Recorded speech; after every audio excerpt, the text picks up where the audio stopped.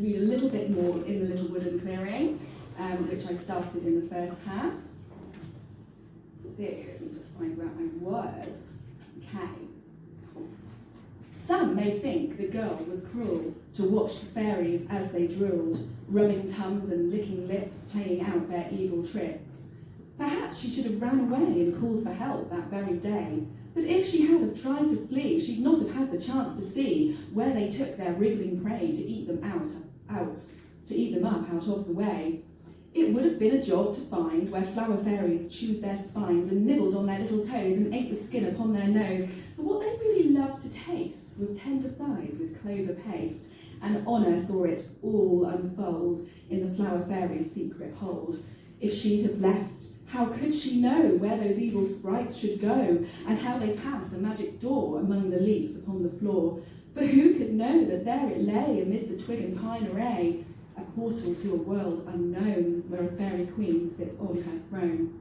But this, of course, is all she spied. She did not see her brother die, but heard did she the awful wails echo through the portal trails, and knew for sure that he was gone, when from the hole she heard a song.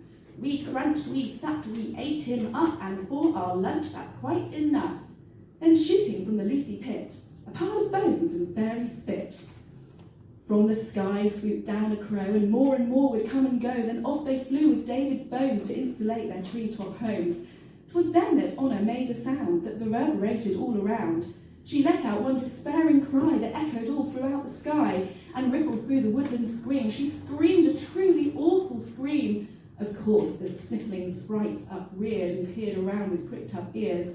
Their little wings picked up some pace with looks of shock upon their face. Who was there? What had they seen? Out of the dell they swiftly sped, but not before the girl had sped.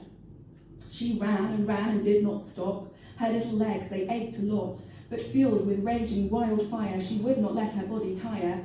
So run did she until she came to somewhere she knew not the name. The fright had sent her far off track. She did not know the best way back. Alas, the light was falling low, dusk had come and shadows moaned. She twirled around and span, for where on earth had Honor ran? Behind the bushes, little eyes glowing bright like fireflies. And realising how lost was she slumped herself down by a tree and sobbed so miserably. Though her tears did fall like rain, her sleepy eyes could not remain fixed upon a world so cruel, so off to sleep she soon did fall. And resting still beneath a branch with wide green leaves she avalanched into a dream where life was kind, with hungry fairies left behind. But when she was quite fast asleep, around her puzzled pixies creeped, prodding, poking, pinching, stroking, cautious of the girls and hoping that this child was kind in heart and would not rip them all apart, like little Maud who found their tribe and left not one pinched pixie still alive. She plucked away each tiny wing, leaving them no strength within. The pixies had been told to stay from human children far away, yet this restful little girl seemed fair with tear-stained clothes and messy hair. The pixies were a caring bunch, mischievous though with a hunch that things had gone so gravely wrong, for this young girl did not belong, flocked by this tree in dead of night, looking like she'd had a fright. So all around the pixies stood and hauled her deep into the woods, into their charming pixie holt. She did not wake, despite the jolt, for moving someone quite so large for tiny folk was somewhat hard. But there they left her in a spot of soft lamb's ears and spongy moss. It's just a little bit I want to get to this. While Honor sleeps, let me relay more of Maud and that sad day, when terror swept the magic world and panic, fear and dread unfurled. It happened many years gone by, as summer came with weather dry.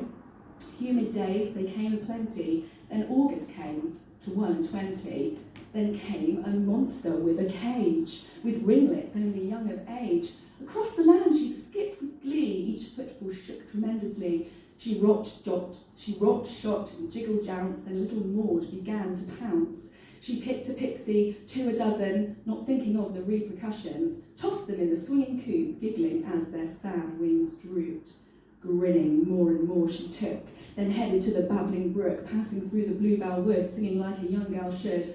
The squealing from the cage was shrill, yet she yearned more playful pixies still, and she had once been privy to a fairy herd of colour blue. She pined for more to jam-pack in the tiny cage she'd made from tin. So when she found the bluebell crowd, she clapped and cheered and laughed out loud, rubbing to and fro her palms. She took those fairies by their arms and squeezed them in with all the rest, anticipating what was next. And for one so young, what nasty tricks Maud had in mind for pick and mix.